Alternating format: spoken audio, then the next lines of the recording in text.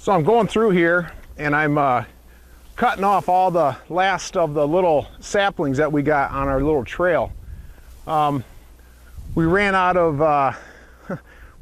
gas when we borrowed that brush cutter, and so we got a little bit more of the trail to do yet. But you can see we came through here and we already sprayed this with the backpack blower, and so now I'm just getting the last of these little saplings off of here. We only got about probably, I don't know, maybe 20 yards left of the trail that we got to clean this off. But then we also have a couple of these hinge cut trees that we did last year that are across our trail. So I just got to cut some of these out of the way. And once we get all this done, then we'll be able to take our chainsaw and we'll be able to go around and get some of these stumps that are like 10 to 12 inches round diameter. And we got those sticking up, a good, in some spots, about a foot out of the ground. And so we just can't get a tractor through here. We can't get a brush cutter through here. So that's kind of why we cut this trail the way we did. But now that it's cleaned off, we can go through and we can trim these stumps right back so that we can actually drive a tractor over it, even a mower, and without, busting up our equipment. So anyway, gonna get some of these things out of the way, and hopefully by today, this whole trail will be ready to have a tractor run on it.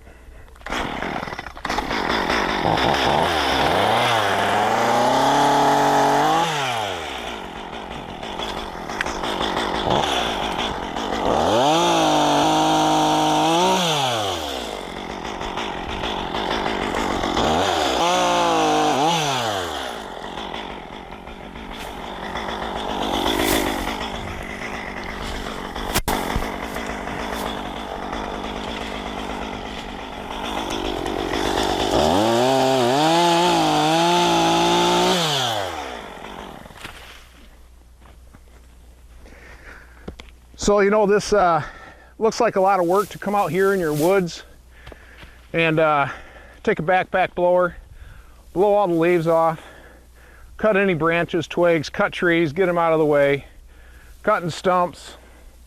Then you got to apply your lime, do your soil test, apply your lime, fertilizer, and all that stuff. Seems like a lot of work, but all this work is only 1 year. Next year we don't have to do any of this.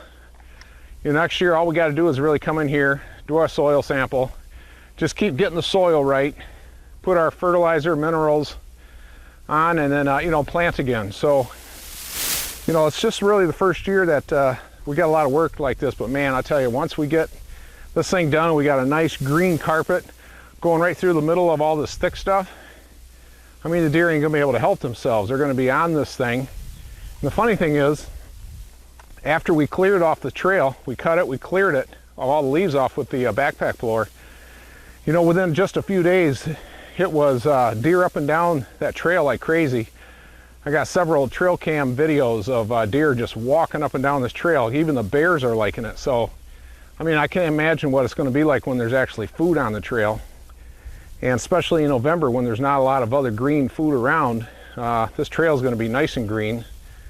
And with it leading past all these tree stands that we're going to have set up on the outside that we can shoot to the trail, I mean, it's going to be a lot more effective than hunting a food plot where everything is, all the deer are congregated into one spot and you can't get in and out of your stands without, alarming deer. So this is going to be a fun project to work on and hopefully a fun trail to hunt.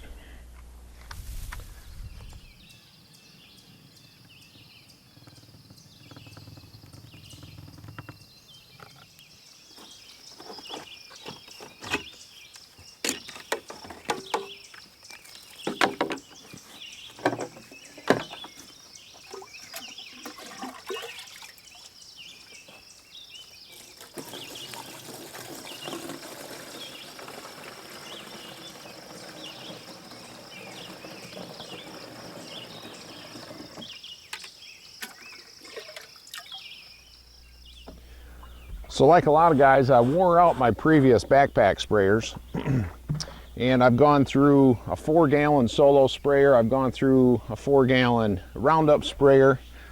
I had another one before that yet, which I don't remember what brand that was.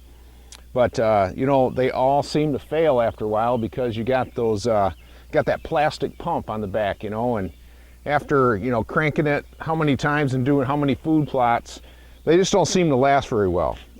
So I went out and I was going to go buy the steel SG20, but then I found out they didn't make them anymore. So I really needed one bad. Was kind of in a hurry, and I went down to a family farm and home to see what they had. But I ran across this Femco 4-gallon backpack sprayer, and hadn't ever seen one like this before. But really, all it is just a tank with no pump on the back. It's got the straps. I'm thinking, that's interesting. Well, the way you get the spray out is you've got, it's pretty simple. You've got your hose.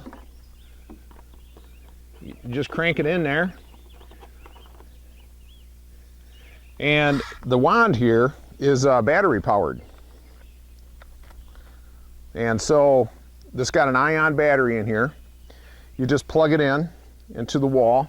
The red light comes on. Once it's fully charged, the green light comes on. And first time I tried it, I was able to get 4 or 3 containers through this on one charge. So basically 12 gallons went through on just one battery charge. So now I've done this 3 times already, so I've put through about 36 gallons through this sprayer, and it actually works really, really well. I'm kind of impressed, really. I've never seen one like this before, but it's got a little valve here so you can close or shut it. But this thing really works great, and you know, without the pump on the back, you're not sitting there constantly pumping as you're trying to spray as well. So pretty simple concept, and what I liked about it was, you know, the fact that you don't need to replace the whole sprayer, the hose, the wand and everything if this thing gives out. This is the only mechanical piece on the whole unit, and if the sprayer goes out, the pump inside, you just replace the whole handle here, which is a lot cheaper than buying a whole new unit. So you could actually, you know, use about 3 or 4 of these things for the cost of buying another whole unit. So I thought that was pretty slick. And same with the battery. It's a lithium ion. It's not replaceable. So if the battery actually gives out after a while, you have to replace the handle. But still beats buying a whole new unit. And so far so good. I kind of like it. I don't know. We'll see how long it lasts this year. But being in a hurry, it's been a quick fix for me. And so now I'm ready to go out there and pick up where I left off last week. And let's go out there and check to see where I'm at.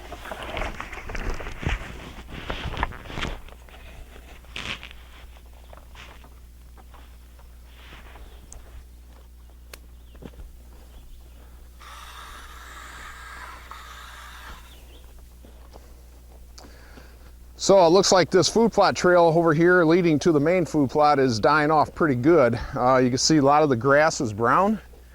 And what we have here though is we still got a lot of these ferns popping up. So some of these ferns that are up now were not growing when I sprayed this like about 2 weeks ago.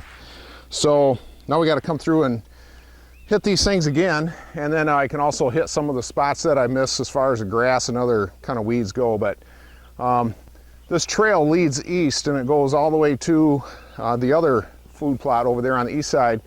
But then I also have this other little food plot trail that kind of winds up this hill here, comes back around, and then meets up again. So I'm going to hit this as well.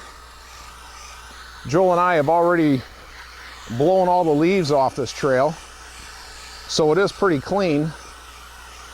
But I think once all the green vegetation is dead and laying flat on the ground, we'll be able to come back with a backpack blower one more time and spray the ground clean before we plant any seeds.